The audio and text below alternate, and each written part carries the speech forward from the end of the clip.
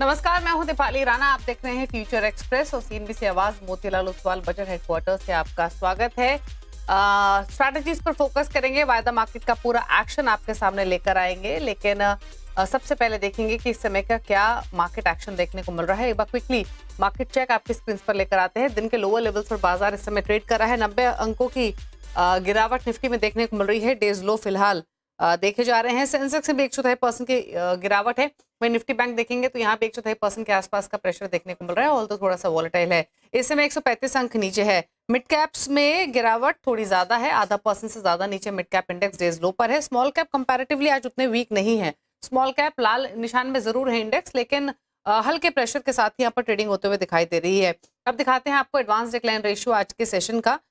तो स्लाइटली जो झुकाव है वो बढ़ने वाले स्टॉक्स की तरफ ज्यादा है। 1237 स्टॉक्स है जो बढ़कर कारोबार कर रहे हैं। 1188 स्टॉक्स है जो दबाव के साथ कर रहे हैं ट्रेड। वहीं अगर सेक्टोरल परफॉर्मेंस देखेंगे आज के सेशन में तो निफ्टी, फार्मा और आईटी ही ऐसे दो इंडेक्स है जो हरे निशान में ट्रेड कर रहे हैं। हालांकि बाइंग फार्मा में है, आईटी फ्लैट है। इसके अलावा pressure Nifty realty, FMCG, metals, energy, autos में देखने को मिल रहा है, जहां पर 0.5% के आसपास के गिरावट फिलहाल देखने को मिल रही है। ऑल दो स्टॉक स्पेसिफिक एक्शन आज के मार्केट में भी इंटैक्ट है। लेकिन फटाफट से अब आपके सामने एक एक करके लेकर आएंगे डेटा, निफ्टी, बैंक निफ्टी का, और एफएनओ हीट मैप भी लेकर आएंगे, और उसके बाद स्ट्रैटेजीज पर करेंगे फोकस आज के सेशन के लिए।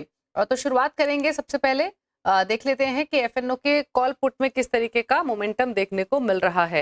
ये निफ्टी कॉल के आंकड़े हैं आपकी स्क्रीन पर, जहां पर 23,600 की कॉल में जो टोटल ओपन इंटरेस्ट है वो 3 करोड़ का है, और 2.5 करोड़ का बदलाव ओपन इंटरेस्ट में। 23,700 की कॉल में 3.5 करोड़ का टोटल ओपन इंटरेस्ट है, और 2 करोड़ से ज्यादा का बदलाव ओपन इंटरेस्ट में। और 23,800 की कॉल में 2.25 करोड़ का टोटल ओपन इंटरेस्ट बदलाव हुआ है 95 लाख का। यानी 23,600 और 23,700 में सबसे ज्यादा पोजीशंस ऐड होते हुए दिखाई दी हैं। वहीं अगर आप निफ्टी पुट की बात करेंगे तो 23,500 के पुट में टोटल ओपन इंटरेस्ट है 2 करोड़ शेयरों का, 94 लाख का बदलाव।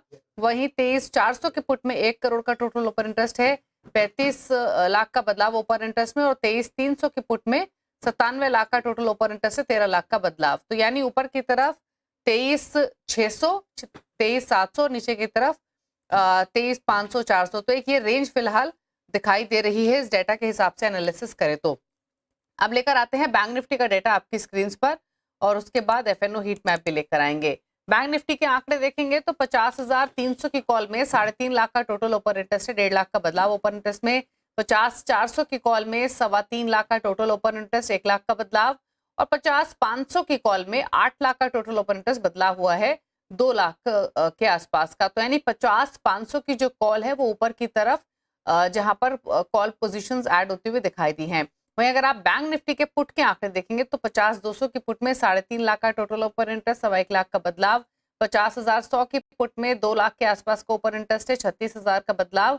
और 50,000 की पुट में 10 लाख का टोटल ओपन इंटरेस्ट, और बदलाव देखने को मिला है 38,000 के आसपास का ओपन इंटरेस्ट में बदलाव। तो ये रहे निफ्टी बैंक के आंकड़े। अब दिखाते हैं आपको एफएनओ हीट मैप, किस तरीके का रुझान बना हुआ है। एफएनओ के बढ़ने गिरने वाले स्टॉक्स आपकी स्क्रीन पर लेकर आते हैं। मूड बेयरिश दिखाई दे रहा है, क्योंकि 57 स्टॉक्स हैं जहां लॉन्ग पोजीशंस बनी है, 25 है जो शॉर्ट कवरिंग के सहारे चल रहे हैं। लेकिन 118 स्टॉक्स हैं जो गिरावट के साथ ट्रेड कर रहे हैं, जहां पर शॉर्ट पोजीशंस बनी है और लॉन्ग अनवाइंडिंग हुई है 29 स्टॉक्स में। लॉन्ग बिल्डअप कहां हुआ है? जाइडस लाइफ 0.4% ऊपर, सोना बीएलडब्ल्यू 3.5% ऊपर, 2.5% ऊपर, इन्फो एज, आईईएक्स, बायोकॉन 2.25% ऊपर।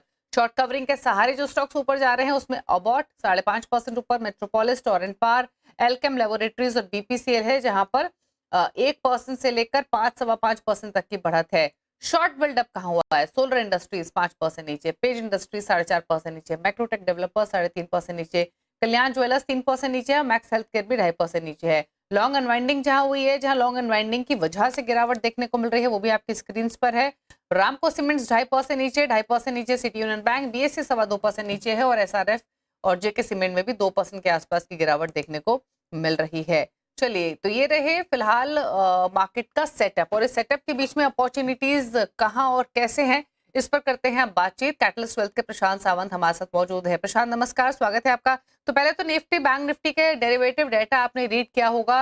रेंज बाउंड मोमेंटम देखने को मिल रहा है बैंक निफ्टी में। निफ्टी डेज लो पर है, लेकिन रेंज अब क्या दिखाई दे रही है इस डेटा के हिसाब से, और क्या स्ट्रैटेजी रहेगी इंडेक्स लेवल पर? दीपाली, गुड आफ्टरनून और सभी दर्शकों को नमस्कार। तो अगर हम सबसे पहले निफ्टी स्पॉट की तरफ देखें, हम एक बहुत ही अहम सपोर्ट की तरफ यानी 23,600 की तरफ आए, ऑलमोस्ट उस लेवल पे। और आज का जो डे लो बना हुआ है ऑलमोस्ट उसके 5-10 पॉइंट नीचे। मुझे लग रहा है यहाँ एक लीप ऑफ फेथ लेना चाहिए और आप एक 50-60 पॉइंट का रिस्क करीबन 23,540 23,540 स्पॉट स्टॉप लॉस रख के एक स्मॉल क्वांटिटी में लॉन्ग अटेम्प्ट कीजिए। स्मॉल क्वांटिटी में इसलिए कह रही हूँ क्योंकि यहां से आप क्वांटिटी ऐड कर सकते हो जब आप 23,820 के ऊपर क्लोज हो जाए। एक पोजिशनल अप्रोच रखना होगा, तो आप सिर्फ 60-70 पॉइंट के नीचे एक पोजिशनल ट्रेड में एंटर कर सकते हो। जैसे मैंने कहा 23,540 23,540 स्पॉट एक स्ट्रिक्ट स्टॉप लॉस आपका सिस्टम में होना चाहिए। ट्रिगर हो तो आपकी इनिशियल क्वांटिटी स्मॉल होनी चाहिए। यहां से पहला टारगेट जो मैंने कहा था 23,800 840, ये एक रेजिस्टेंस है। इसके ऊपर अगर हम क्लोज हो तो नेक्स्ट लेवल्स बहुत कंफर्टेबली 24,080 से लेके 24,200 इस जोन तक हम जा सकते हैं। बट अहम चीज ये होगी कि हम इसको एक पुल बैक की तरह ही ट्रीट करेंगे। इसको कोई भी एक नई रैली या फ्रेश बाइंग की तरह ट्रीट मत कीजिए और क्वांटिटी एबनॉर्मल नहीं होनी चाहिए। रिस्क को रिस्पेक्ट करके स्मॉल क्वांटिटीज में ही ट्रेड इनिशिएट करनी होगी। ये मेरी निफ्टी पे राय है।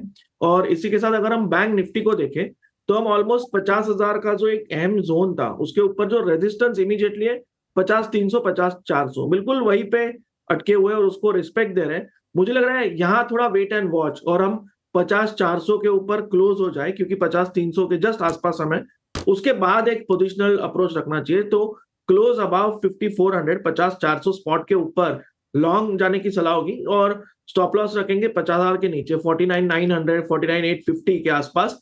यहां से आपका जो टारगेट वन होगा वो 50,800 से लेके 51,200 51,200 यहां तक आप रख सकते हो। ओके, चलिए, तो ये आपको इंडेक्स के हिसाब से राय दी गई है। अब बात करते हैं स्टॉक स्पेसिफिक। तो प्रशांत बताइए, पहला ट्रेड आपने कौन सा आइडेंटिफाई किया है? तो यहाँ पे दीपाली बजट डे और कल आफ्टरनून दोनों दिन मैंने बायोकॉन रेकमेंड किया था फॉर हायर टारगेट्स। कल का मेरा टारगेट 400 था जो आज अचीव हो चुका है। मैं इसी को कंटिन्यू करना चाहूंगा। अब जो मेरा स्टॉप लॉस होगा वो होगा करीबन 387 387। अब जो टारगेट मैं देख रहा हूँ वो 415 से लेके 418 418 के आसपास देख रहा हूँ। मुझे लग रहा है यहाँ मोमेंटम बिल्डअप हो रहा है, कंटिन्यूअस वॉल्यूम बिल्डअप हो रहा है। तो इसी के साथ नेक्स्ट कन्विक्शन के साथ हम पोजीशन ले सकते हैं। दूसरा पिक होगा आरती इंडस्ट्रीज। यहाँ पे ऑलमोस्ट एक रेंज ब्रेकआउट अटेम्प्ट हो रहा है और यहाँ पे 475 के आसपास प्राइस है। तो 460 62 के आसपास स्टॉप लॉस रखिए। 460 462 स्पॉट टारगेट होगा 495 500 495 500। लास्ट पिक मेरी फार्मा सेक्टर से होगी। अगर हम देखें 2 दिनों से फार्मा में काफी ट्रैक्शन है और अल्केम को अगर हम देखें तो मुझे लग रहा है यहाँ एक 20 दिनों के एवरेज के ऊपर डिसिसिव क्लोजिंग हम एक्सपेक्ट करके चल सकते हैं। हालांकि अभी 3 घंटे बचे, बट स्ट्रॉन्ग कन्विक्शन के साथ प्राइस ट्रेड कर रही है। तो यहाँ लॉन्ग जाने की सलाह होगी जहां हम ऑलमोस्ट 5,200 के अहम लेवल के ऊपर ट्रेड कर रहे हैं। स्टॉप लॉस रखेंगे 5,120 5120 स्पॉट लेवल्स। टारगेट होगा 5,450 से लेके 5,475 5475। ओके, तो चलिए, ये रही आपके लिए ट्रेडिंग अपॉर्चुनिटीज। इंडेक्स के साथ साथ स्टॉक स्पेसिफिक प्रशांत ने आपको बताया है। बायोकॉन फ्यूचर्स खरीदारी की सलाह 415 के टारगेट के लिए खरीद के चले। आरती इंडस्ट्रीज में 495 के टारगेट के साथ खरीदारी की सलाह है और साथ ही एल्केम लैबोरेटरीज के फ्यूचर्स में बाय करने की सलाह आपको दी गई है। तो ये 3 ट्रेड्स आपको सजेस्ट किए गए हैं, केमिकल और 2 फार्मा स्पेस से। चलिए, रुक रहे हैं इसके साथ एक ब्रेक के लिए। लौटेंगे तो कुछ और स्टॉक्स पर करेंगे बातचीत। जल्द वापस आते हैं।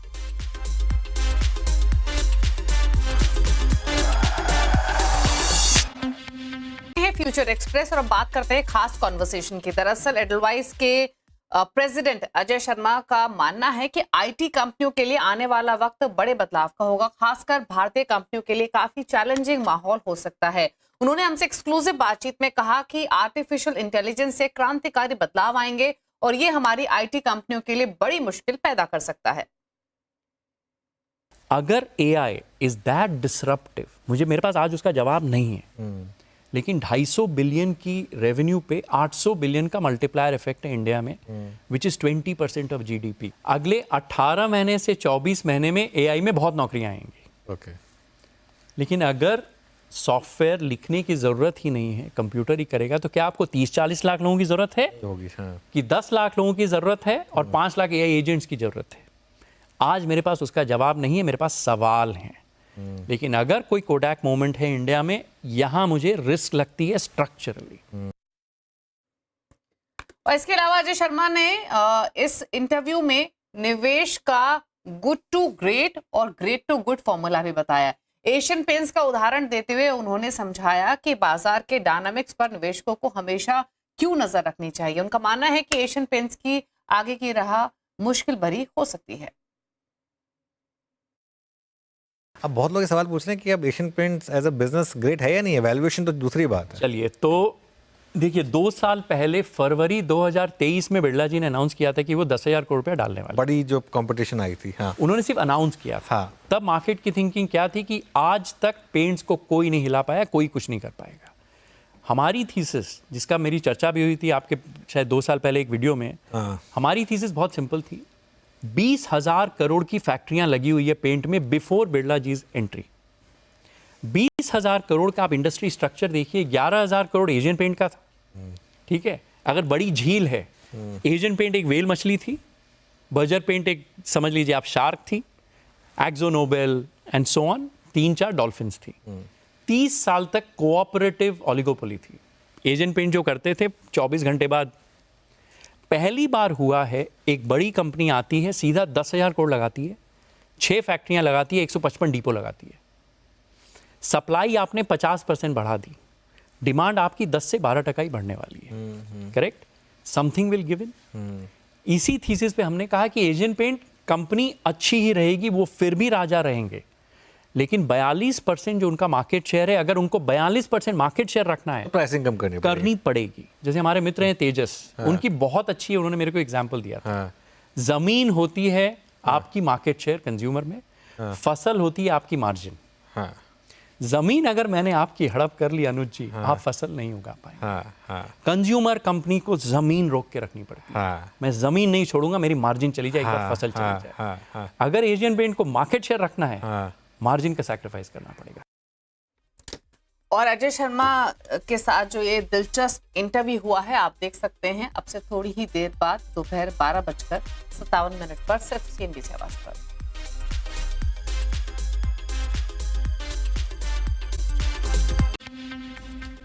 आप देख रहे हैं फ्यूचर एक्सप्रेस और वक्त है ग्रोथ कोड का, जो ग्रो और CNBC आवाज की खास पहल है, जिसके जरिए हम आपको मार्केट से जुड़ी बारीकियों और ट्रेडिंग स्ट्रैटेजीज के बारे में बताते हैं, जिससे आप निवेश से जुड़े सही फैसले ले सकें। इस हफ्ते CNBC आवाज के अतिन मोता ने क्वांटिफाई कैपिटल के को फाउंडर और ट्रेडर सौरभ सिसोदिया से बातचीत की और जाना कि स्पेक्युलेटिव ट्रेडिंग पर सेबी के नए नियमों का क्या असर पड़ेगा।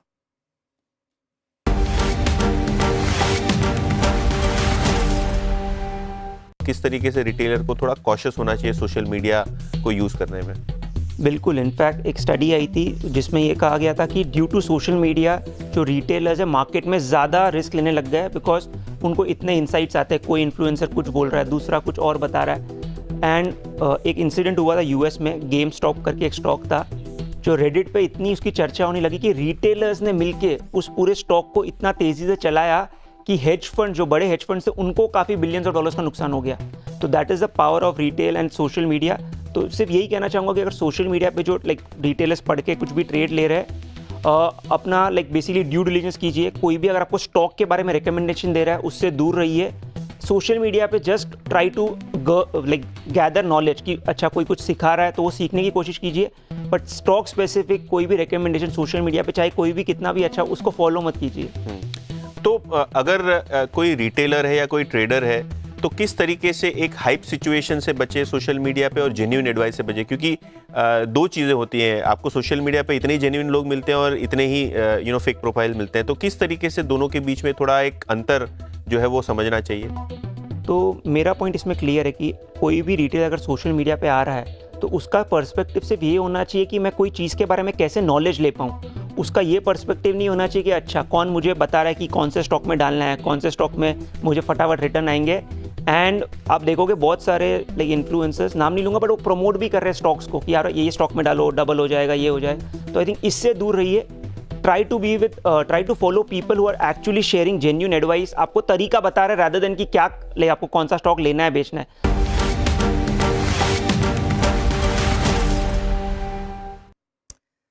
चलिए अब यहां से सीधे रुख करेंगे आज के सस्ते ऑप्शन का। प्रशांत तो- सावंत बने हुए हैं। प्रशांत बताइए आज का सस्ता ऑप्शन। तो दीपाली, सस्ता ऑप्शन के लिए मैं जाइडस को ट्रैक कर रहा हूं और मुझे लग रहा है यहाँ एक बहुत स्ट्रांग मूव आ रही है जहां से मोमेंटम और बढ़ सकता है।